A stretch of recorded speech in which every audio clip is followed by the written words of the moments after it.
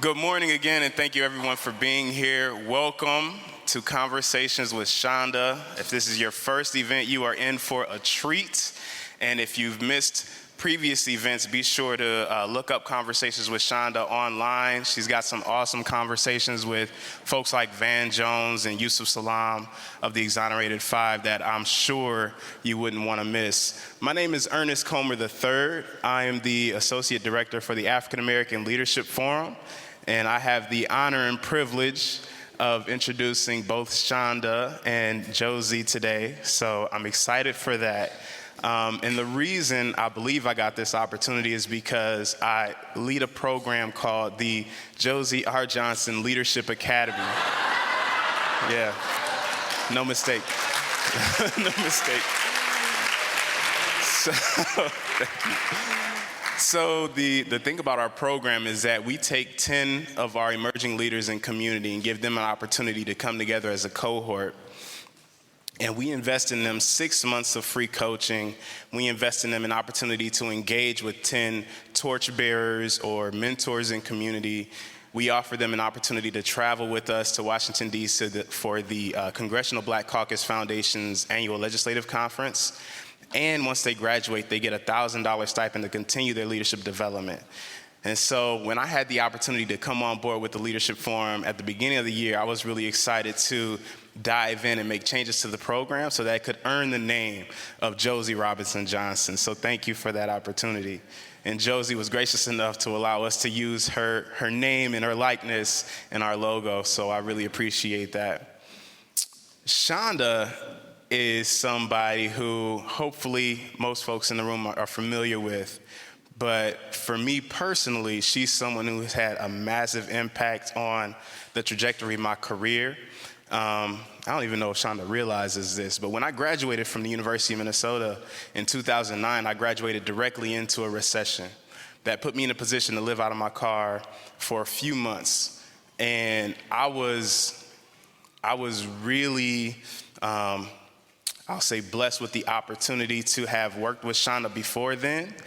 And so I leveraged that relationship. I continued to follow up with Chanda, and I didn't know if she wanted me to cut the grass or mow the lawn. I didn't know if she wanted me to paint the building, but I knew that I could be a resource. And over a little bit of time, Chanda finally gave me a call and asked me to come in with Public Allies and AmeriCorps program with Pillsbury United Communities. And that's where my career kicked off, so thank you for that.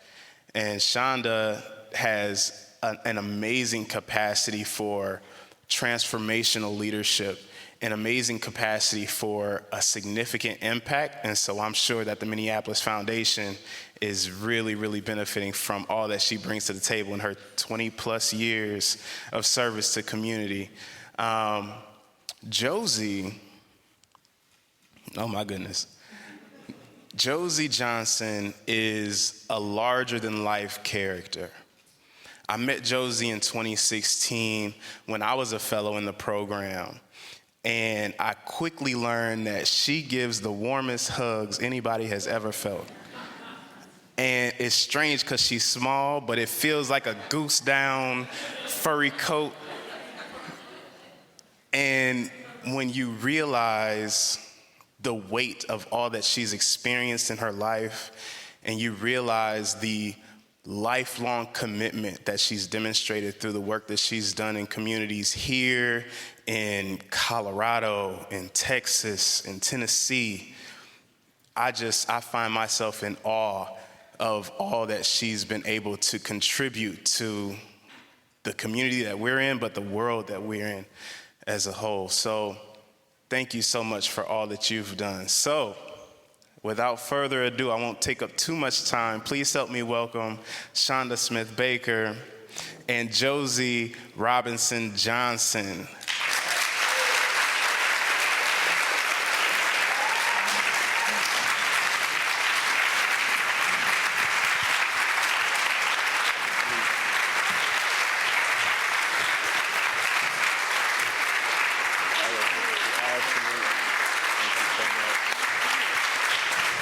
All right.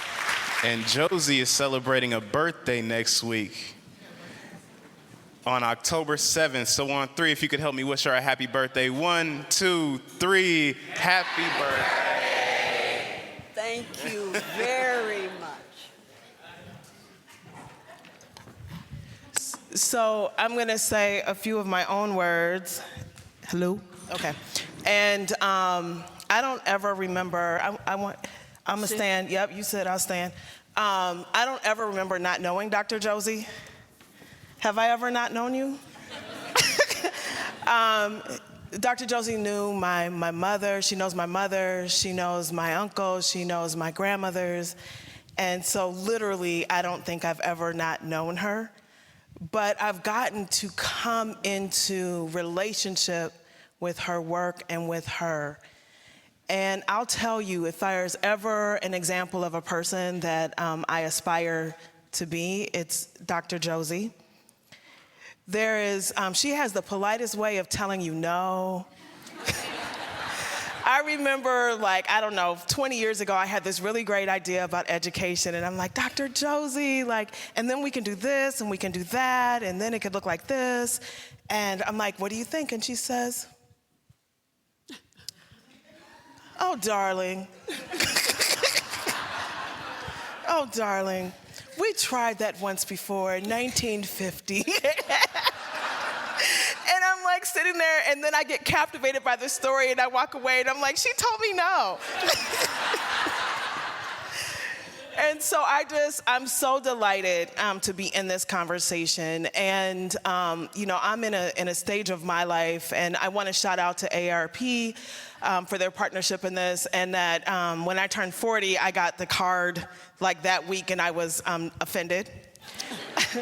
Today, I'm delighted. Then I was offended to have gotten that card. But I'm also in a moment, and Dr. Josie knows, where my sister and I put my mother in memory care on Friday. And I will say, and people have asked me how I am, and what I've said is I'm vertical. That's where I'm at. And to think about what it means to live a full life and have full mind, and to still be present enough to think beyond yourself, to continue to be able to give. And I don't even know if retirement was in your vocabulary, so I'm going to ask you that, because it feels to me like you've continued at the same pace. And what does it look like to give beyond yourself for your entire life and to bring such joy on issues that are so big? And so that's what I want to explore today. So I appreciate each and every one of you being here. If I don't get a chance to say a hello to you personally, know I want to. Reach out at any time. If you have questions, if you have ideas on guests, either for live conversations or for the recordings, please let me know. So welcome, and be part of this conversation. Thank you. You're welcome. So Dr. Josie, what would be your elevator speech for yourself? How do you introduce yourself? As a mother, as an activist, as an educator, what words do you use to describe yourself? Do you know, I've never been asked that question. And so I'm not sure how to answer that question. I consider myself an old lady who has been blessed with so many opportunities. I feel that I grew up in an environment where retirement was not a word in your vocabulary. I grew up with parents who were very active, a community that expressed deep love, support, and confidence in us as young people. So I don't know what retirement is. I guess I should, at 89 next week, consider retirement, but I'm not sure what it looks like. And I thank you for acknowledging that. I am happy to have lived this long and to have had the opportunities that have been presented. So I don't quite know how I would introduce myself. I know that I would love engaging in conversation with my young people, because I think you represent, Chanda, what all of us, your elders, wished for. Your parents, your community, your environment raised you well. So I'm not sure, how do you introduce yourself? And I appreciate the fact that there is a need to do that and to stay connected with the struggles of our community, to be aware of it, to be engaged with our young people. So if you can define that for me, I'll use it the next time I'm asked. Duly noted. See what I mean? See how that how it politely comes back to you? So you grew up in the segregated South? Yes, in Houston, Texas. I think, for many of us in this room, we know what that looks like from television. Were there any benefits of being in a segregated community?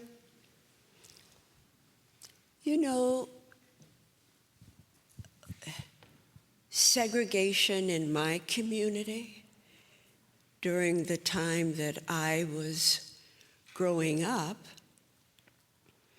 I don't think you think of it in those terms.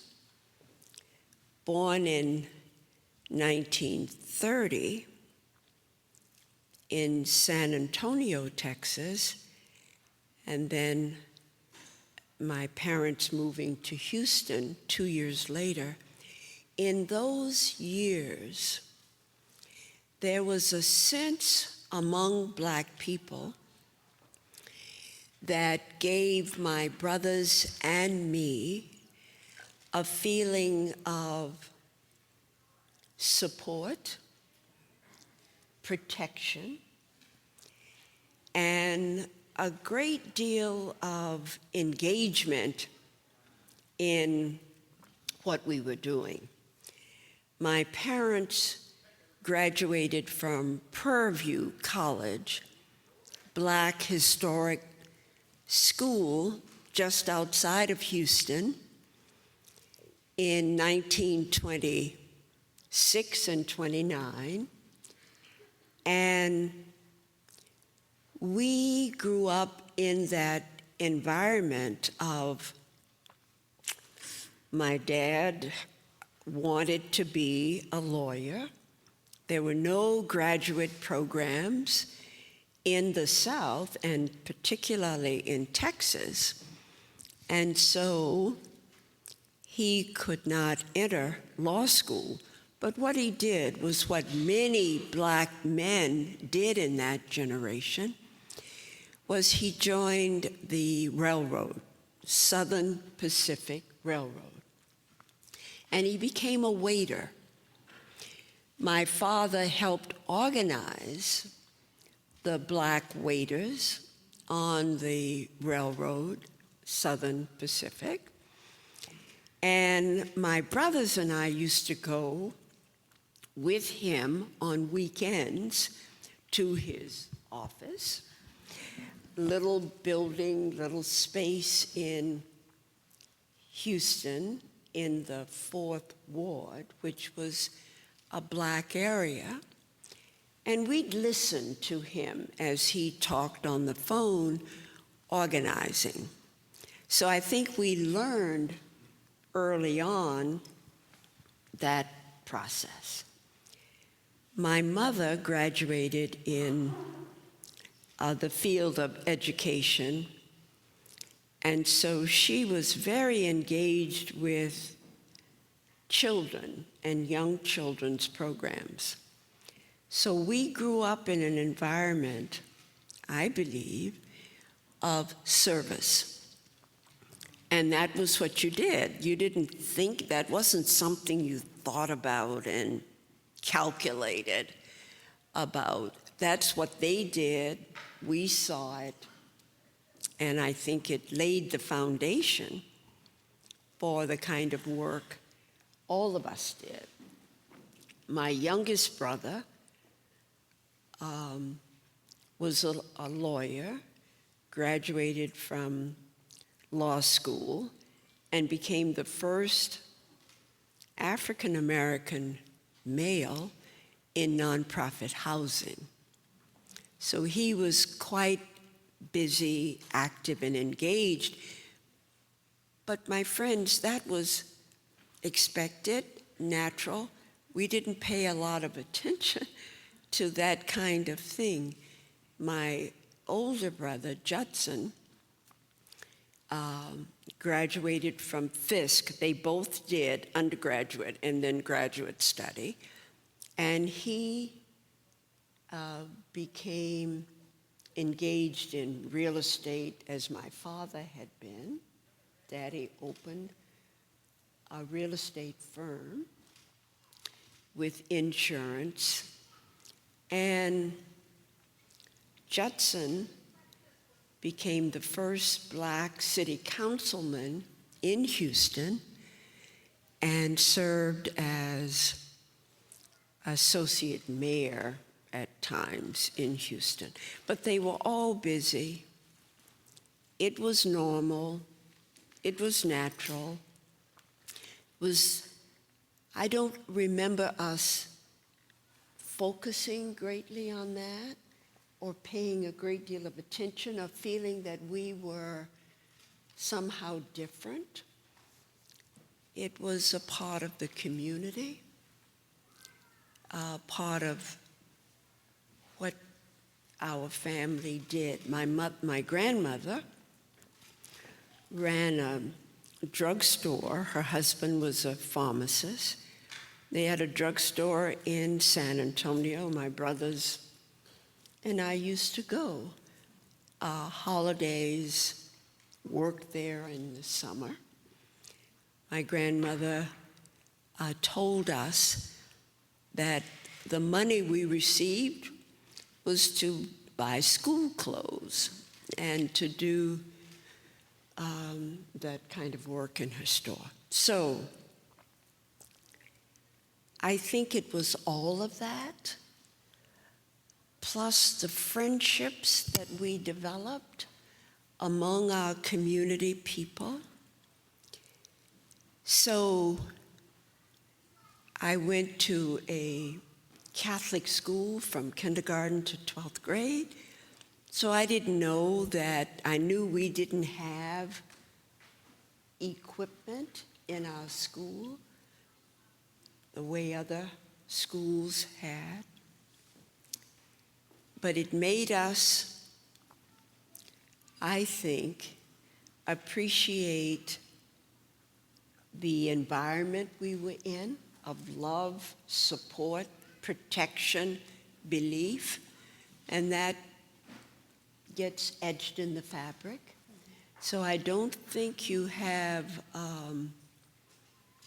at that time, watching your parents work at desegregating, watching the community represent who we are as a people.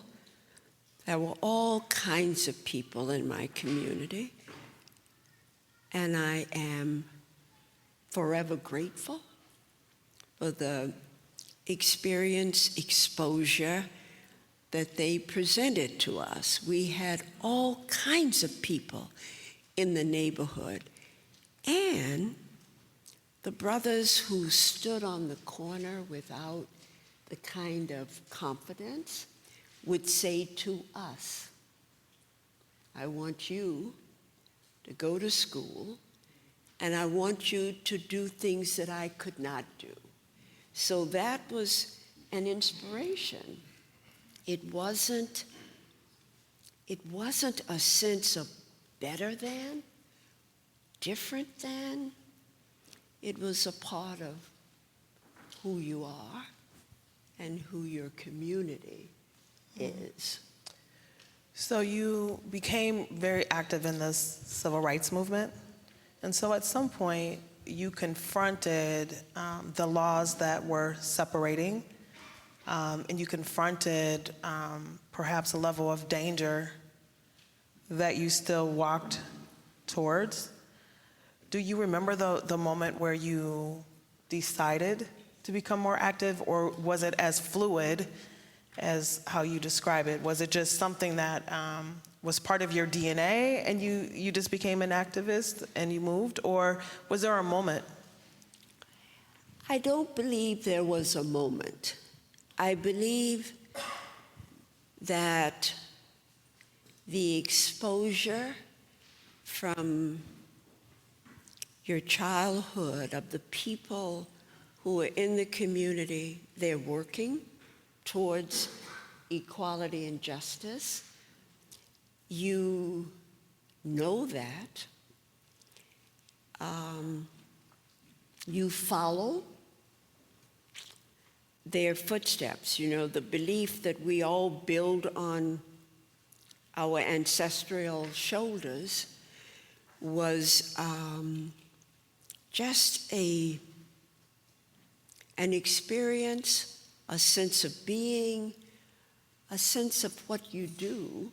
So it wasn't as if we every night came home and sort of reported what we'd done. It was nothing like that. It is a normal, natural set of behaviors. You do it. Your parents did it, your grandparents. My grandfather was born in 1877. He was so, in my judgment, exceptional. He became a minister. He went as far as he could go in school. And he was the kind of human being that offered continuity in the struggle. And my grandmother was a little woman who protected my grandfather. She didn't allow people to, when my grandfather, these are stories we were told, when he preached in churches, if anyone stood up and questioned him, she would question them. So we kind of grew up in an environment in which you were proud of what you did and with whom you associated. So I'm not sure I know exactly how to respond to that question. Yeah, I think I have. I've always wondered whether or not, I mean, clearly I was born in the generation I'm supposed to be, but that I've always thought, like, how would I be if I was born in that generation? And I have this impression of, like, waking up and seeing things and being angry and going out and fighting and this level of danger. But when I have the opportunity to talk to people that live through it, it doesn't really present the same way that I've envisioned it. And you hear often now people will say, well, we're fighting the same fights as we were years ago. Mm-hmm. And there's days I wake up pretty angry about stuff, right? Mm-hmm. But also really blessed, and I'm thinking back and forth between what you're sharing and how I grew up, and I see some similarities. But do you feel like we're still fighting the same fights? Oh, absolutely. Remember, we have to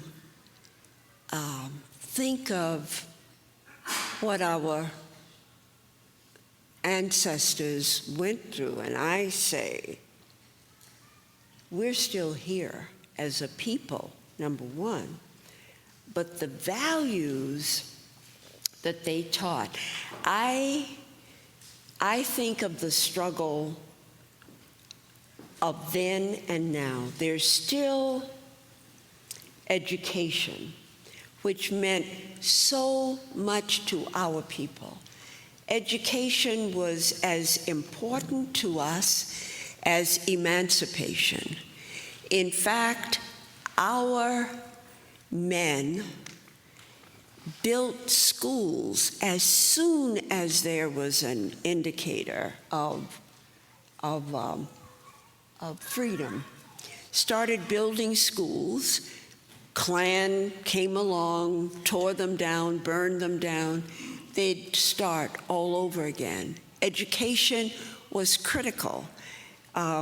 There are stories about their not celebrating the way we would celebrate an event today. They didn't go and gather and have refreshments and laugh. And they got up, built more schools, hired teachers from all over the country to come stay at our homes and help. Education was so critical, and it still is, critical piece of our people. The whole idea of protecting our children, loving them, modeling behavior was so critical among our people, and still is. We don't see it as much, perhaps, but our families still love their children, believe in them, and offer every opportunity that's possible. So, anger, yes. I remember, of course, my very early days of working and being a lobbyist for one thing or another, and being engaged in these conversations with the community. Different periods of our lives as a people has required different responses. So in those early days with my father and my mother and my grandmother and others, we believed that we could make things happen by the way we fought for the struggles and how we shared the information that was required to understand what needed to be done. And I think that what we have realized through the generations is that that sense of inferiority of us among the majority group in our society, we have to understand how deep that is. It's so deeply etched in the fabric that I think many people don't even recognize their own ignorance about the struggle or their behavior or understanding the difference between how things are seen and how they are treated. So through the generations, watching my family, knowing our community's work and behavior, it requires different strategies at different times, depending on what kind of community we're in now. Yes, we're full of prejudice, discrimination, denial. We know that we are better than that.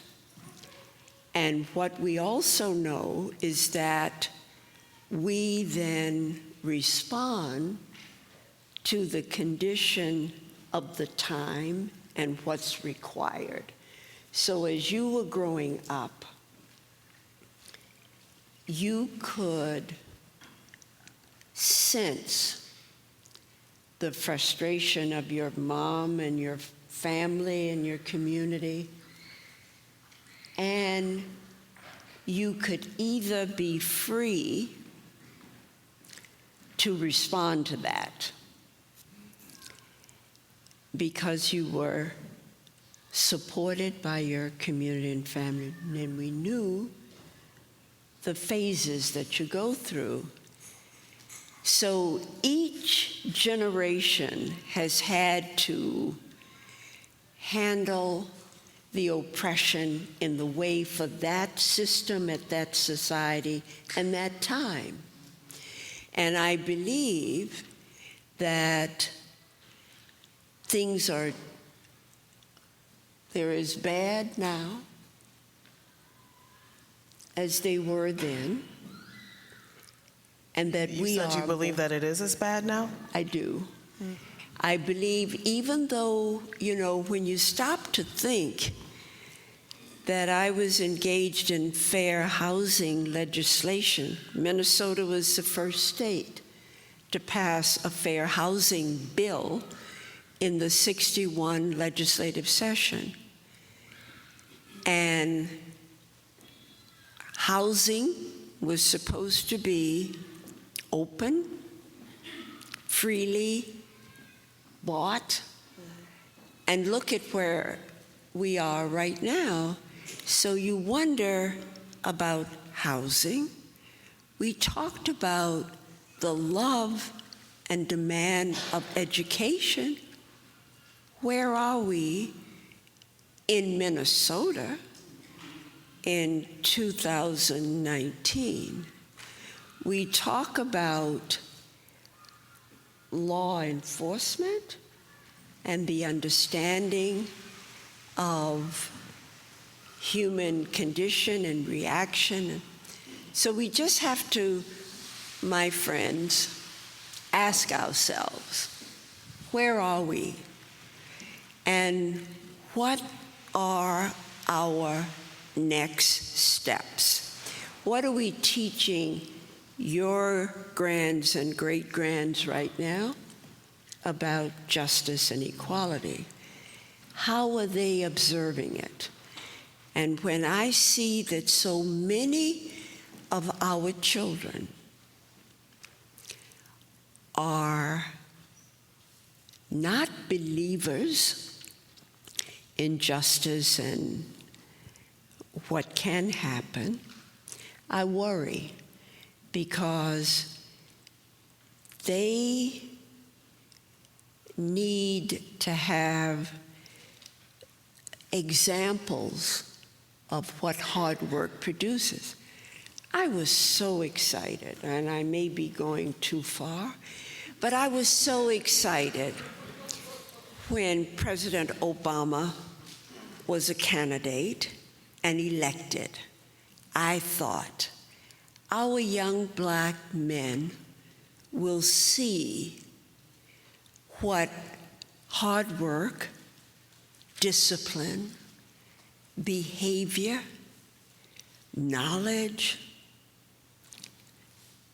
fatherhood, husbandhood would mean, that would be this forward movement of our people.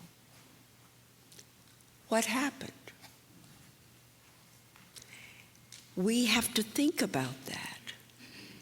What did our young men learn from that? That all of that doesn't matter. not if you are black, and not if you're in America. That was so hurtful to me because we have so many young black males who are so able and have so much to give. And I thought Obama would be the model for that. But we know, don't we, what happened to him. So let's don't forget that the system is so deeply etched with the behavior of racism, sexism, cruelty, that it is hard to undo what we've been so carefully taught. So I think, as I say, that may have gone beyond what she knows me though. Yeah. So and that's she a gets to go where blessing. she wants to go. You talked about people that are in denial. And I thought about the conversation that we had in this room with Dr. Robin DiAngelo that talked about us living in racist waters, to all of the other scholars before that talk about how seeped racism and sexism and the isms are in our systems and in our world. And yet, I come in contact with people regularly, as I imagine you are, that are just kind of coming into that, just coming into their own understanding. And there are some people that perhaps see it and just refuse to believe it. Do you have advice for people that are either in denial or people who may work with people that are in denial?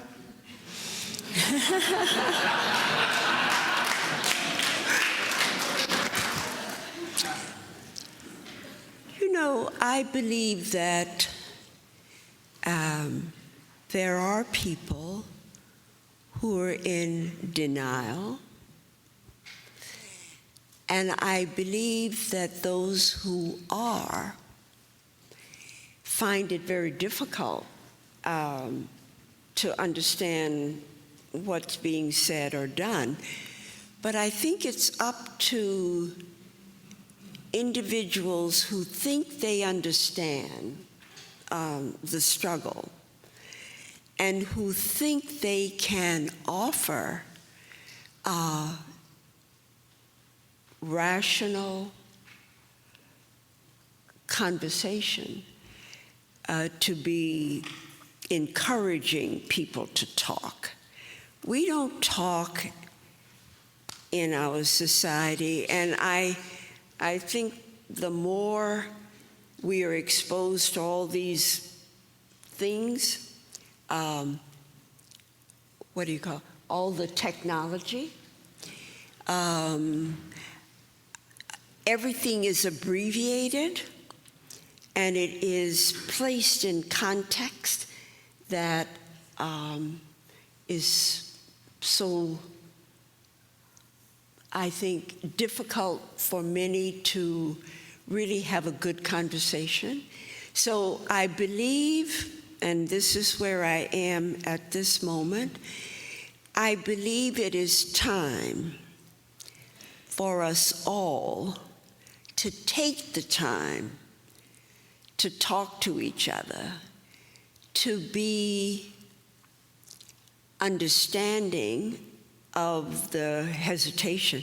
I think about, here we are in Minnesota that has always been painted as one of our most liberal states, and yet I remember how difficult it was to get fair housing approved in Minnesota.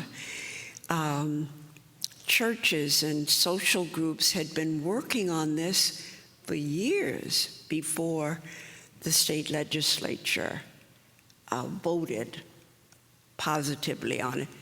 One by one vote, my friends.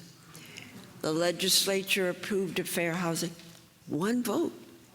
So it isn't as if we were overwhelmingly a liberal state. That was And- clear in the results of their last election. Exactly. It wasn't overwhelming. Exactly. Yeah. So I think, yes, it's still very deep, and you've got to work on your little children and help us all understand how deeply etched that training is to justify slavery. The slave owners had to justify their treatment of our people. And after emancipation, they had to create the laws, excuse me, that supported their belief and behavior. Those are the laws that many of us still observe. Excuse me. Sorry. I will slow down. Slow down so I can catch up. I'm looking here at some of my notes, and you participated in something called Wednesdays in Mississippi. Yes. Can you tell us what that was? Well, you know, Dorothy Height, who is a well-known black woman, who was the first black woman to be hired by the YWCA in New York. She was a very committed, active scholar, smart woman who was engaged in civil rights issues. And like many women, she was not as acknowledged in public as our black brothers. And she was always there, planning, working.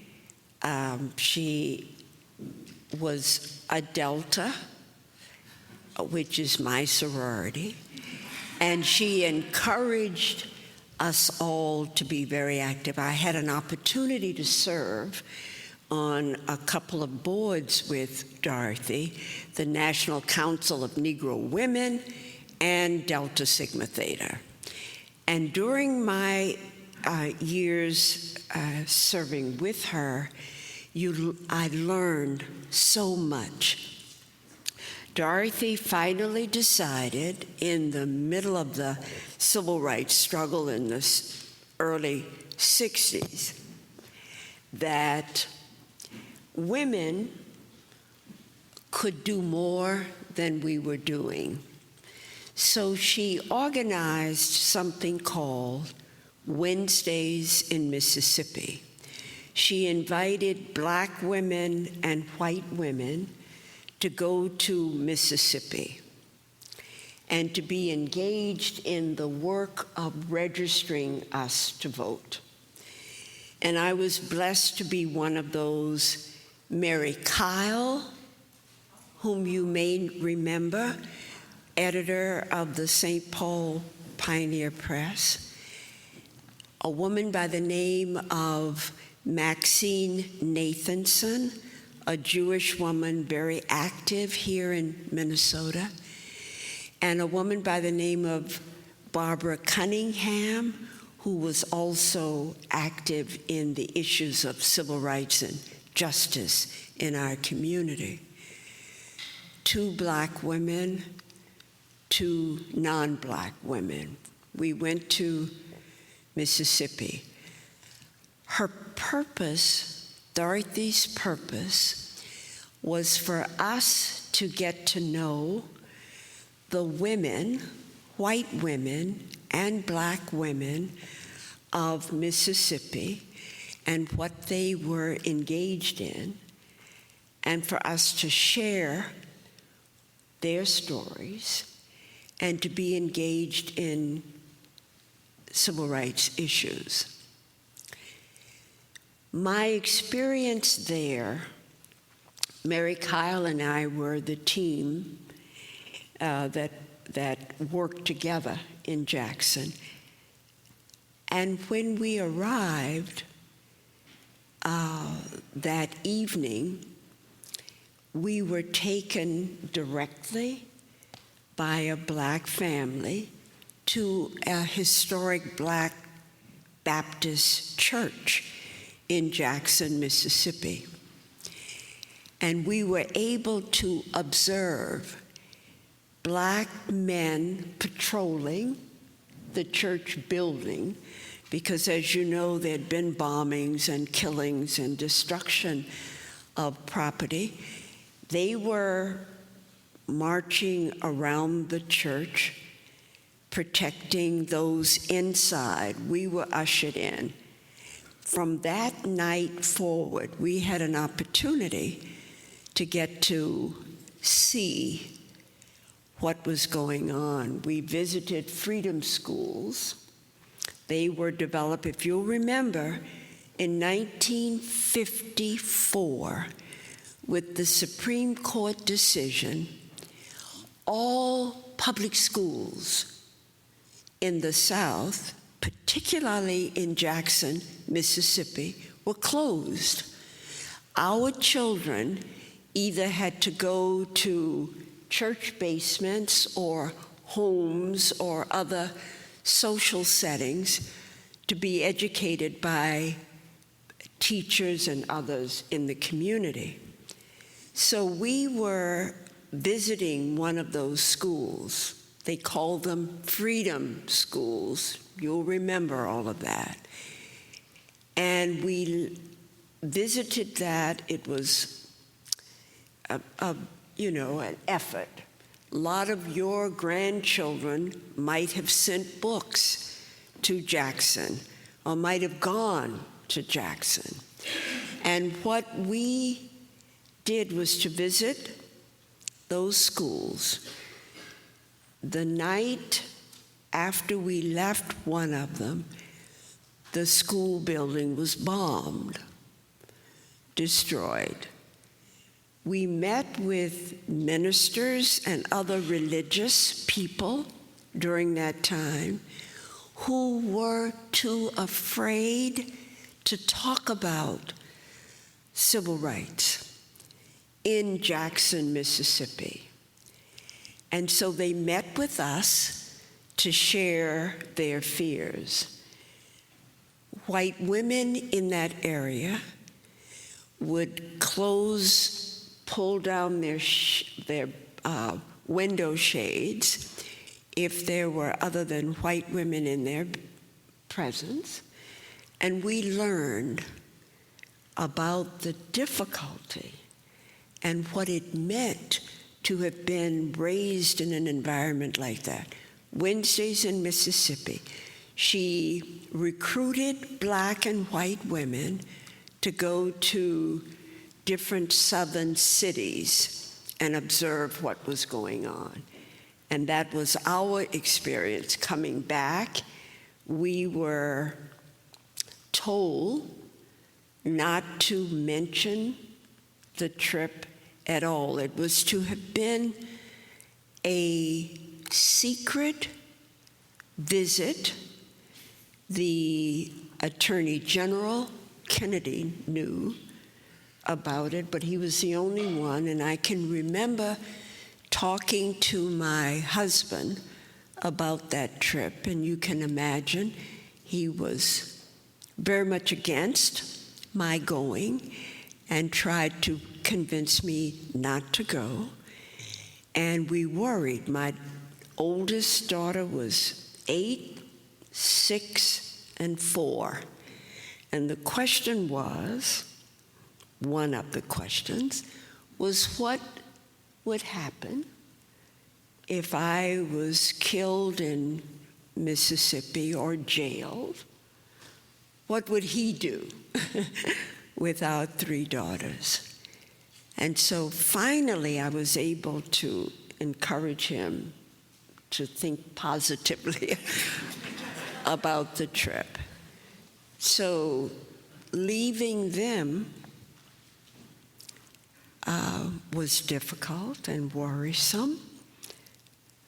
but we all address our struggles in different ways.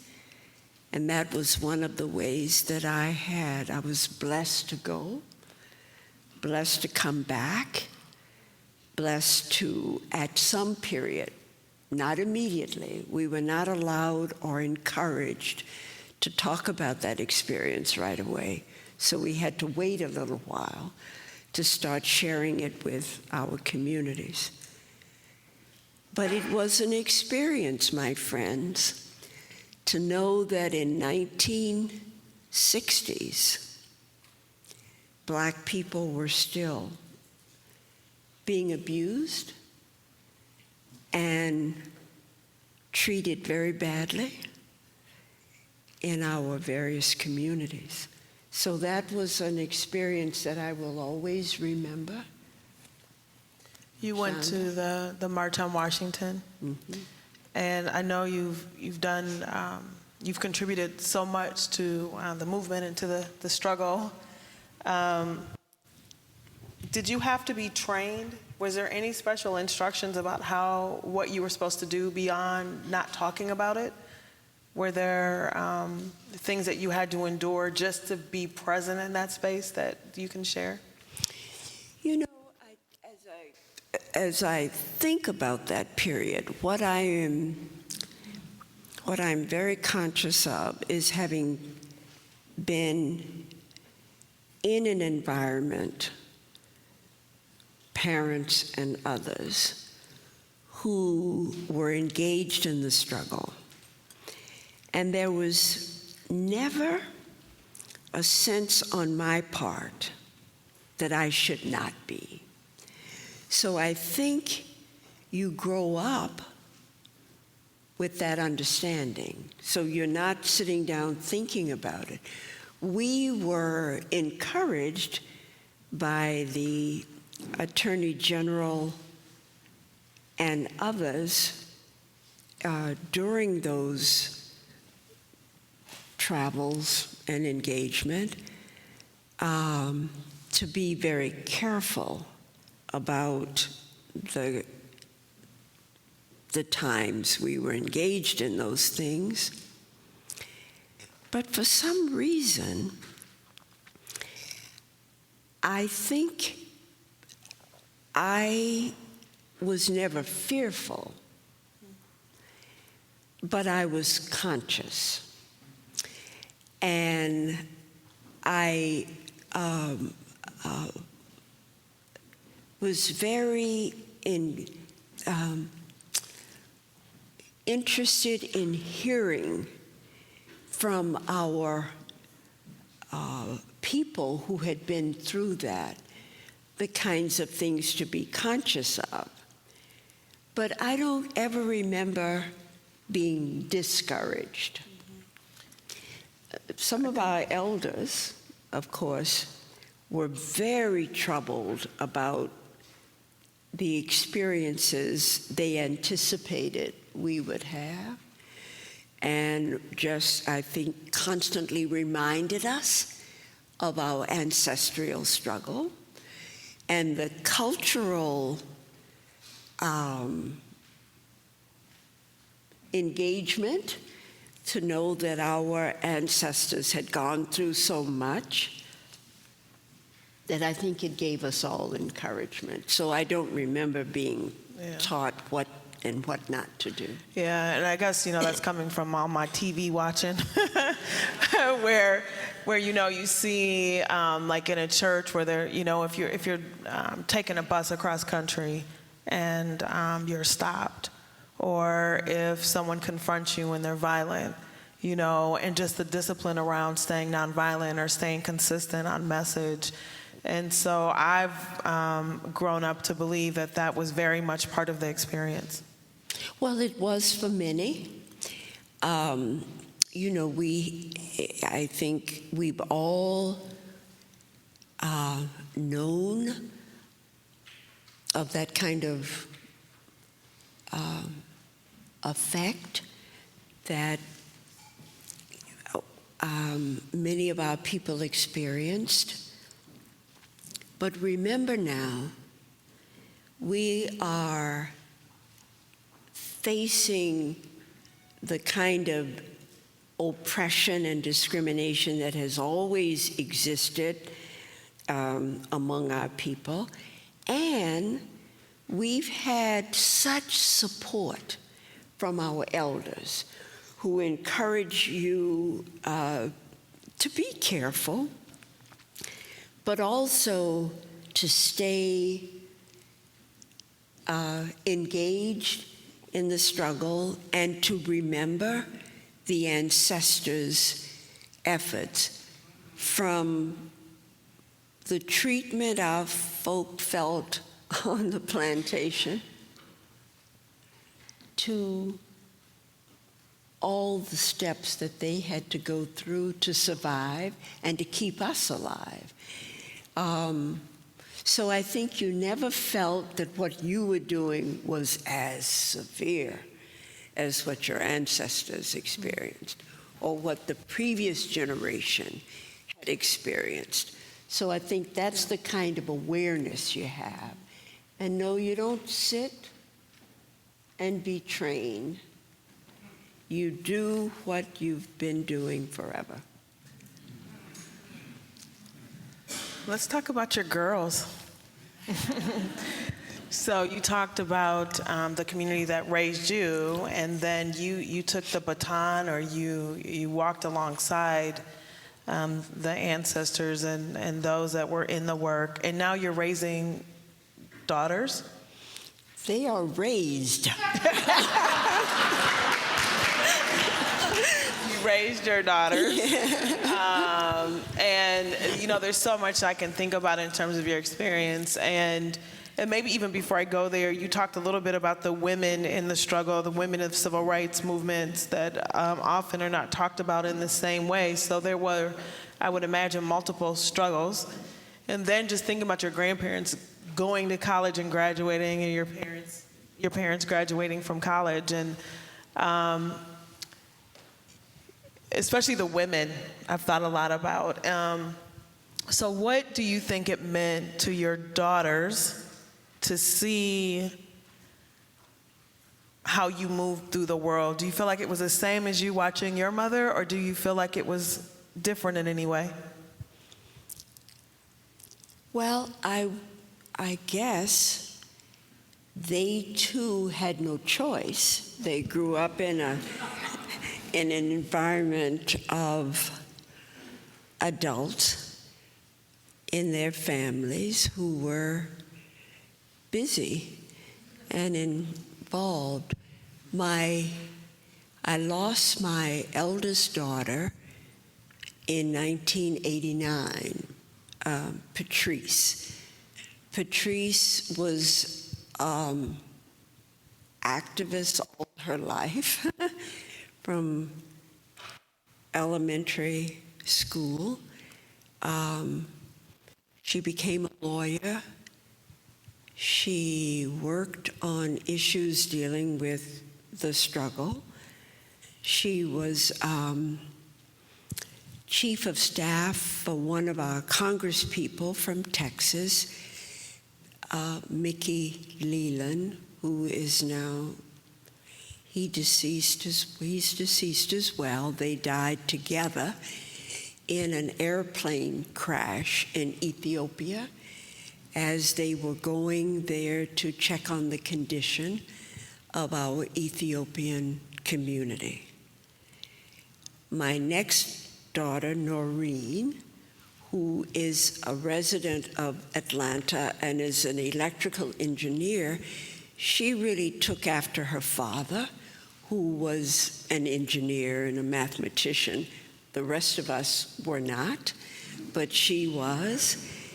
And then my youngest daughter, Josie, is a lawyer, is executive senior vice president of CBS. So she has been engaged, and they all, praise God, have done things in respect of their ancestral struggle, but also doing work continuous work for our family and for Black people. I have 3 granddaughters, all of whom are engaged in work dealing with our struggle. My youngest granddaughter just opened a bookstore in Atlanta called For Keeps. So if you ever go to Atlanta, go to her. She collects books that are written for and by Black people who may not be, the books are not available freely anymore. And her sister, Josie, there are 5 of us,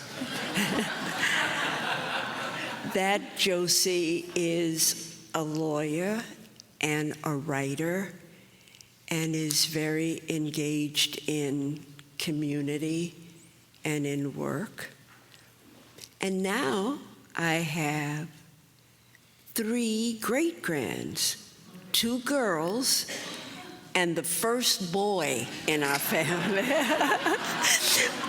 And my son-in-law swears he's going to build a fence around him to keep us away.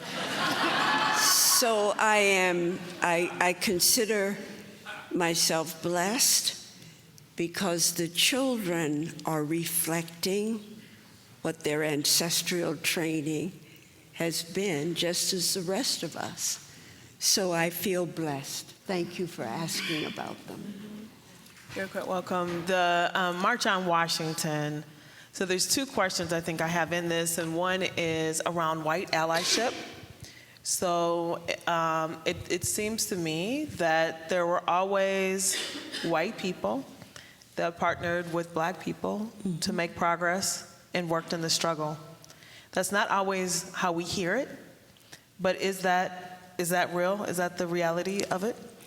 My experience has been in the years that we have fought for legislation, for years where we have depended on many of the people here in this room to keep asking, talking, pulling together discussion groups, introducing issues of justice and equality in the agendas that are developed. We've always had non-Black people engaged in that work. I believe that it is critical that we continue to talk about it, to gather, to be honest with each other, and fearless of questions that need to be raised and discussed. Because I think many of us don't realize how deeply etched the training of the slave masters and all the laws that were developed after emancipation have sunk into our thinking. We don't even, and I'm using the word we loosely, what I'm trying to say to you is we're not, as a people in society, really talking to each other and asking questions and really talking deeply about some of the things we have heard or we respond to without realizing it. And I'm trying to say, at this age and this place we're in, my friends, this has been one of the most painful periods for me when I realized how many of you and us have worked to try to create justice and equality in a society that could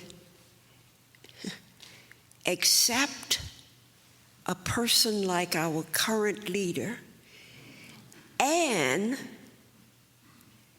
accept it without a lot of, it's true, you know, I've heard some of my friends say it was not numerically. It doesn't matter.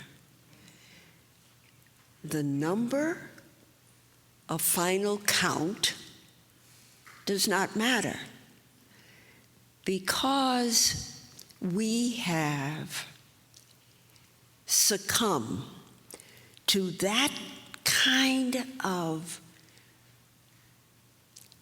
conversation and behavior and not do the challenging that we should. And it scares me when I think of the number of Black people who have fought and died for justice, and to come through a period that someone could raise all of that again and create the kind of questioning behavior that we see now, and not have a flood of Minnesotans fighting and questioning out loud about the kind of things we are experiencing in our day. It scares me. I have wept at the election. I can remember talking to my grandchildren. My eldest wept. We talked for a very long time as she shared concern about her two little girls. What kind of world would they grow up in? I worry that the period we're in right now is reflective of that old training. And I think sometimes we are, without full recognition, reflecting a behavior that denies, excuse me, the justice that our ancestors fought for. Excuse me. I want to open it up and see if there's any questions that anyone might have or any comments in our last 15 minutes. I know I've got one right here. Excuse me. Thank you, Dr. Johnson. I'm wondering if you could share your hopeful thoughts with regard to Minnesota in particular, in light of all you've experienced, because right now I think we're all looking for a little hope.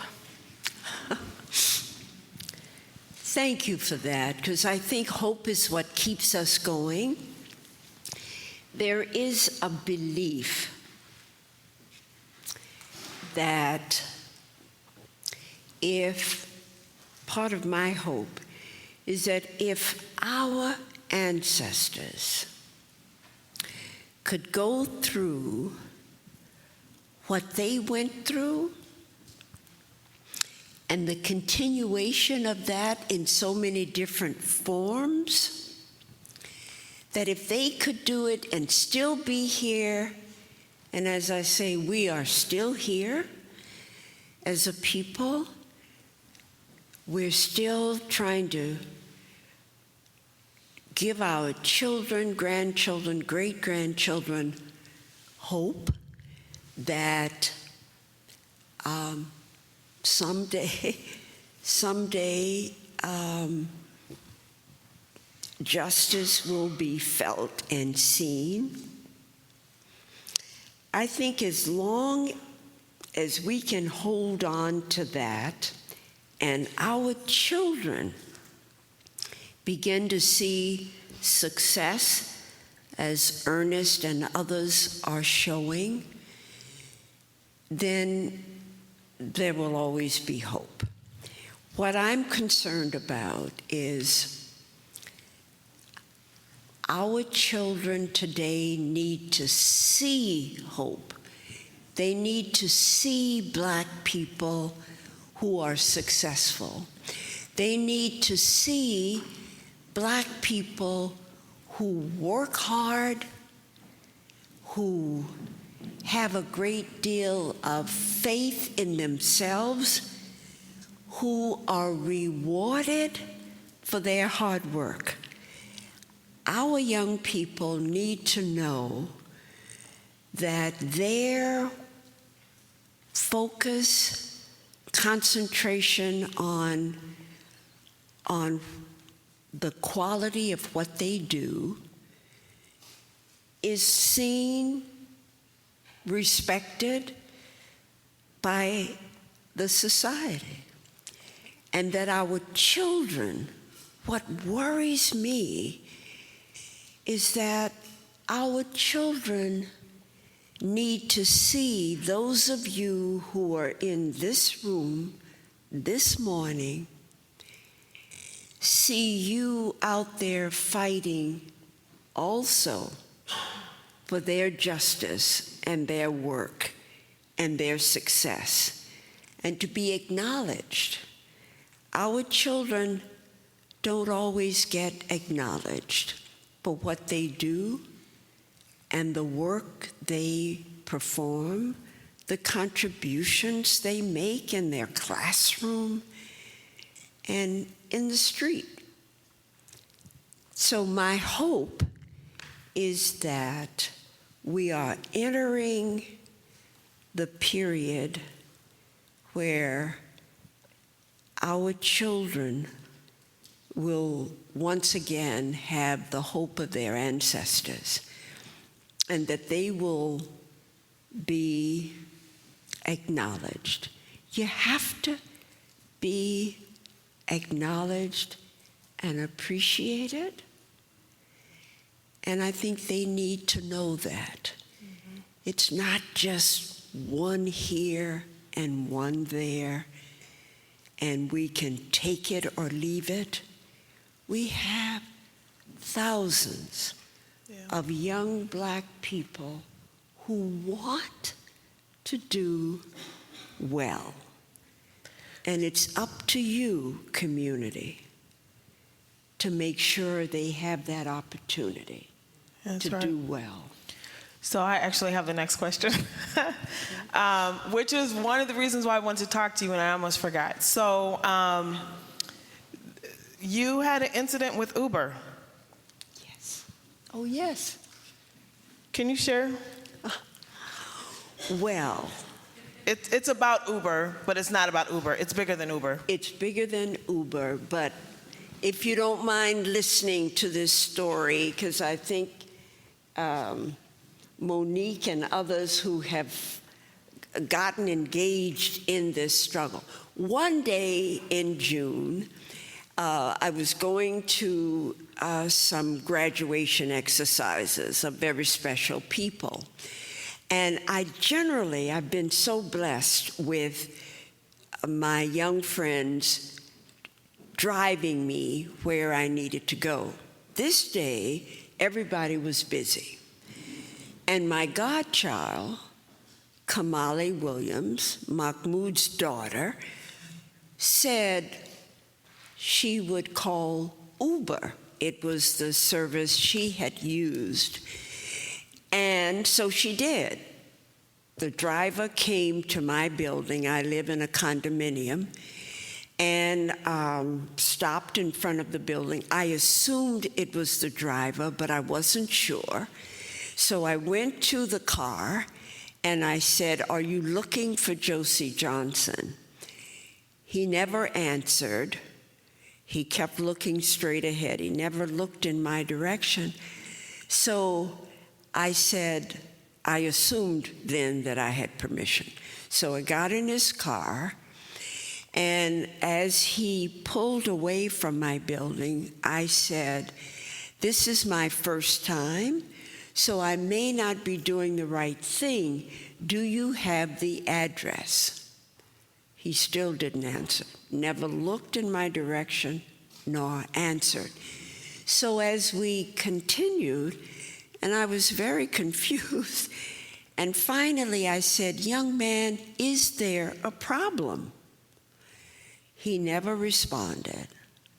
He drove a little further, and before exiting the drive area, he stopped, and he said, you can get out of my car. So, what a shock.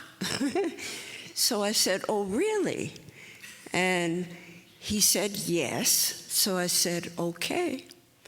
I opened the door and stepped out, and my shoe got caught in the drain. So I fell. He didn't respond in any way.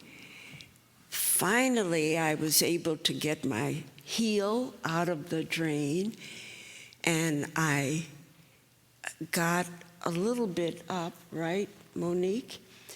And he then, I couldn't get up completely, so I was on the ground, and he drove off. He went, made a left turn, and left. And my friends said, had he turned right, he would have run over me. So I was so surprised, got my shoe back on, kind of straightened my clothes, and I was embarrassed. I don't know if you've ever been embarrassed. I was embarrassed. There I am, and I was looking around to see if anyone had seen me. So I got up, went back to my building, and called Kamali, and I said, that didn't work out. But I didn't want to tell her what had happened because I didn't want her to worry. I said, I'll tell you about it tonight. So so she called another service, I think it was Lyft. She called, they came and took me where I needed to go. Well, by that evening, my ankle had swollen quite a bit. So I finally took a picture, sent it to Kamali, and explained to her what had happened. And in a day or so, I finally went to the hospital and had them check the ankle. But that was so my community, my wonderful community, Tyrone Terrell called a meeting of our community. They came at the Urban League, and I was able to share that story with them, but I did not want the community to respond to Josie. I was eager for them to know what can happen to an elderly Black person, and particularly an elderly Black woman. And so I asked them, please, not to do anything for me, but to respond to my condition and experience for the rest of our community, and that they have done.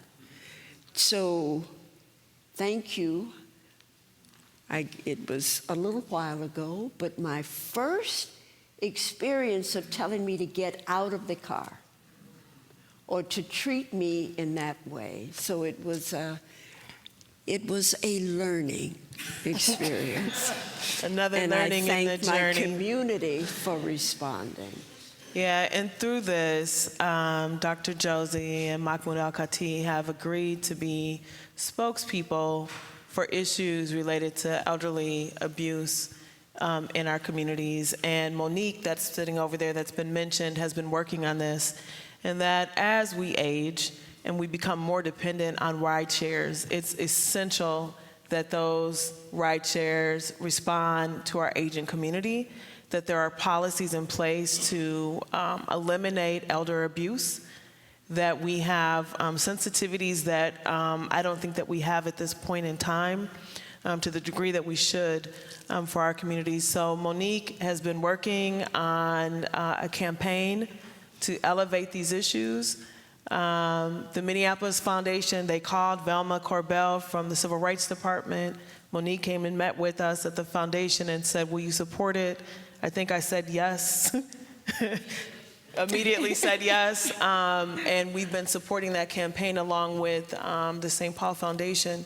So I invite you to look at that and to understand that when you have this beauty, this legend, this person that is so public, to have that experience and to be able to use that platform once again.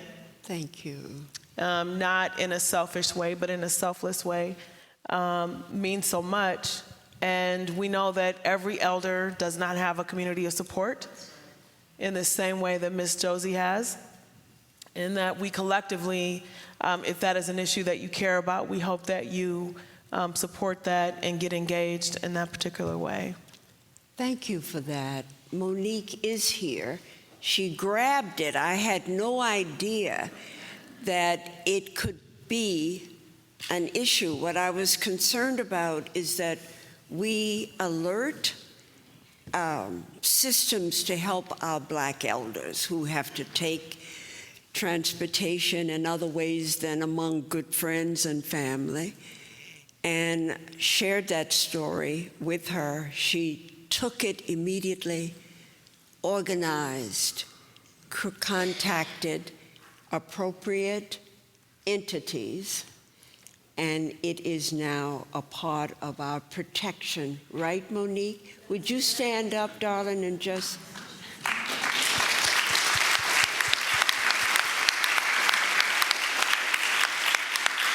Thank you. Thank you to the Minneapolis Foundation.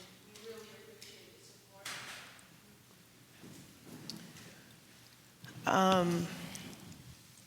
Dana's given me the cue. I keep looking at my iPad for the time, but Dr. Josie, I'm so sorry that happened to you, and I'm so... Think of how many of our elders have experienced something like that. Mm-hmm. And in many cases, a worse experience. Mm-hmm. Be mindful, community. Yeah. These are people who have a history of struggle for justice and equality. And many of my elders get overlooked. And we can't do that.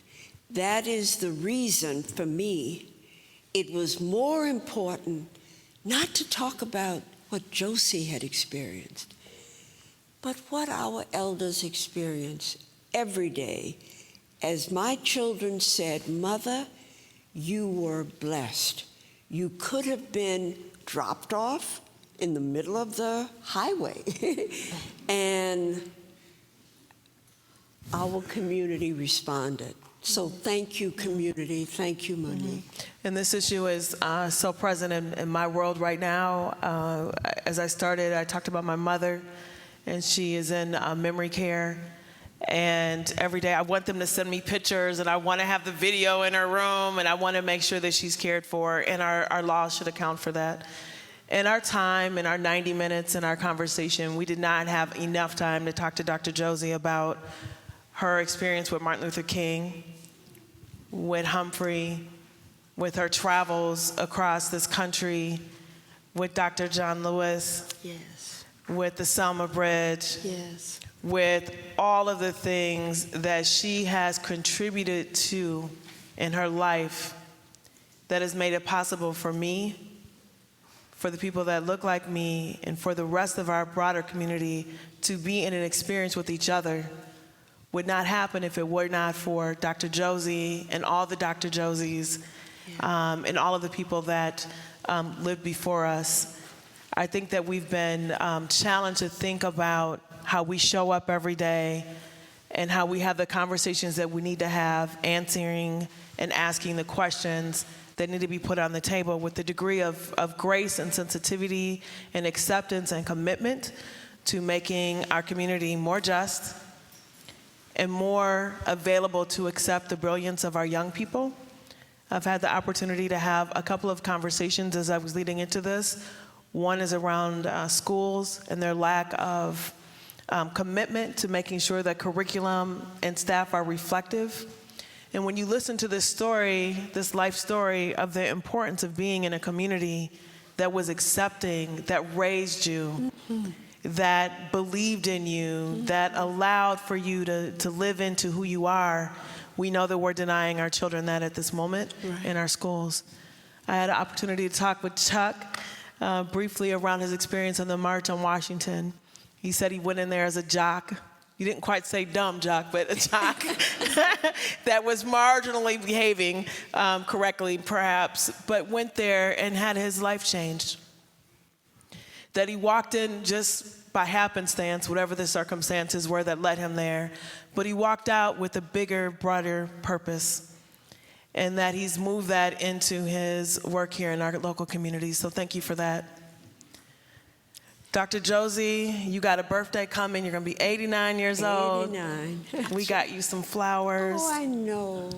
You know, I don't want to take away from what you want, how you want to close, but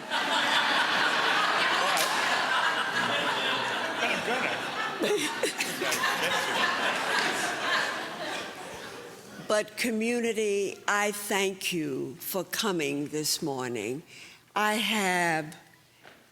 My life has been what I consider enriched by my people and the struggle, and to know that we are still here and still have faith and belief. The fact that you're here and we can talk. We've got a lot of experiences that we can talk about and share with each other and help each other. I thank you. I thank you. My young person that I love so much, known her all of her life. Remember when she was at Pillsbury, working there, helping? My watching how she responded. Chanda has always been a listener and a person who could share what she has heard and what she believes. She grew up with people around her. You all know her history, her family, her relatives. They've been engaged in this. We're all benefiting, my friends, from the struggle of our ancestors and the belief and hope that we have that will pass on someday a better world for our children. Hang in there. Please hang in there. Be verbal. Speak your truth. Share. We need you. We need you more now than perhaps ever in the struggle of a people who've been denied and continue to be denied justice and equality. Thank you for coming out. And I am going to turn it back, believe me.